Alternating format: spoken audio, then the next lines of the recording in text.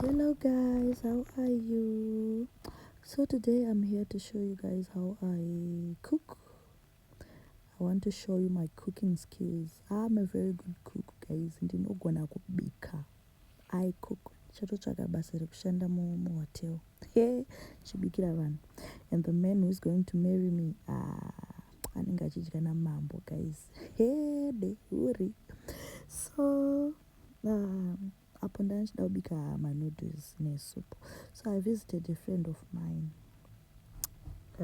So I was like, Shine, I'm hungry. But iwe bika wega iwewe. Inini ndimbomira ndimbozorora chimbondibikira. Ndikati okay. Unza zvino ndibike girl. And pandipa zvese pandatanga kubika. So apo ndandaisa baked beans. Look, zviri kuappetizer guys. Onai chete kuappetizer kwazviri kuita. So apo ndanda kuita tusupu. Nangu ndofarira supu. Handidye chikafu chisina supu. So beans dzaibva. Takuda kuisa manoodles manje. Zvakaoma. So ndinangu ndakuisa mvura. Ndakuisa mvura mupoto yemanoodles. Ndakubadza stove yacho. So ndakumira kuti boile.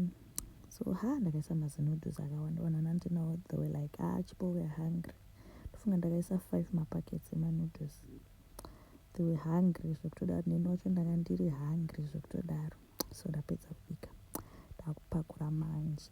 Unongozviwanzira kamuplate yako iwewe. Lumo. Onai beans dzangu dzanyatsotsvukirira.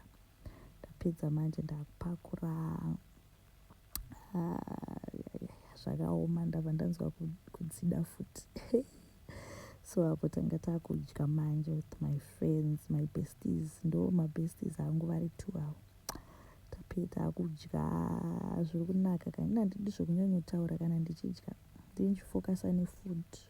I focus on my food. I love my food. I love food. Hauna wava kuda